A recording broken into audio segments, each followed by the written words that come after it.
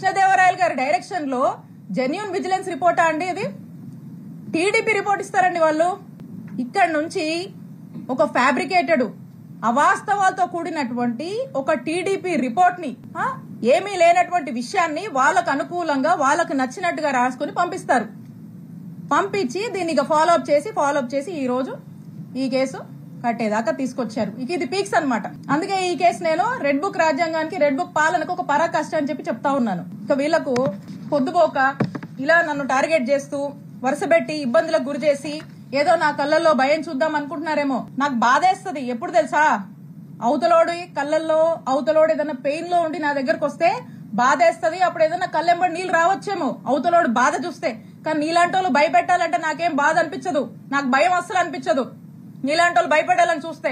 దేవరాయలు గారు అనుకుంటా ఉన్నారు నాకు వైఎస్ఆర్ కాంగ్రెస్ పార్టీలో ఒకరిద్దరితో పరిచయాలు ఉన్నాయి, ముసుగులో ఒకరిద్దరితో పరిచయాలు ఉన్నాయి, ఆయన టచ్ లో ఉన్నాడని ఆయన భావించి ఆ ఒకరిద్దరు రేపు వైఎస్ఆర్ కాంగ్రెస్ పార్టీ గవర్నమెంట్ వచ్చినా కృష్ణదేవరాయల్ని కాపాడుతారు అనే భ్రమంలో ఆయన ఉన్నాడు.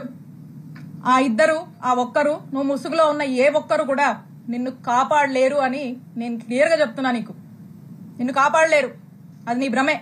కాబట్టి ఇప్పటికైనా మీరు చేస్తున్న పాపాలన్నీ అందరికీ తెలుసు. ఈరోజు ప్రజలు కూడా చూస్తున్నారు, అందరూ గమనిస్తున్నారు. ఇవన్నీ విత్ ఎవిడెన్సే నేను మాట్లాడా.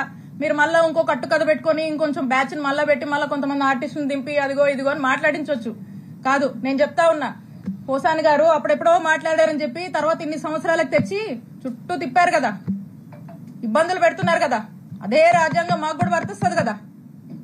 ఇష్టం వచ్చినట్టుగా వచ్చి కూర్చొని ఇష్టానికి మాట్లాడిపోతే మాట్లాడినోడు ఎవరిని కూడా వదిలిపెట్టనని చెప్పి తెలియజేస్తున్నాను.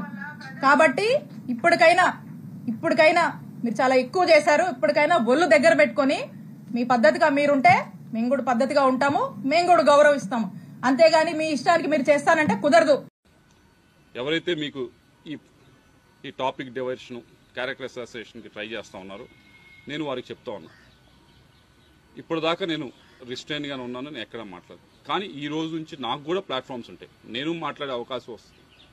నాకు చాలా అవెన్యూస్ ఉంటాయి. వచ్చిన అవకాశంలో వచ్చిన ప్రతి ప్లాట్ఫామ్ మీద వచ్చిన ప్రతి అవెన్యూలో కూడా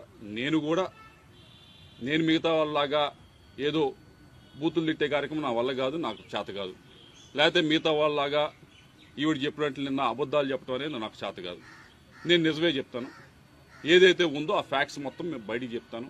ఈ విషయమే కాదు, చాలా విషయాల గురించి మాట్లాడతాను, పేరులతో సహా తీసుకొని మాట్లాడతాను. ఇది ఎంత దూరం వెళ్తుందో చూసుకున్నాం.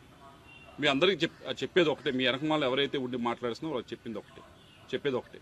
మీరే మొదలు పెట్టారు, ఇప్పుడు దీన్ని మేము ముందు తీసుకెళ్తాం. తప్పకుండా దీనికి తగిన విధంగా సరైన సమయంలో తప్పకుండా వచ్చిన అవకాశాన్ని ప్రతి ఒక్కటి ఉపయోగించుకొని పేరులు తీసుకొని కూడా మాట్లాడతా అని చెప్పి మీ అందరికీ కూడా తెలియజేసుకుంటాం.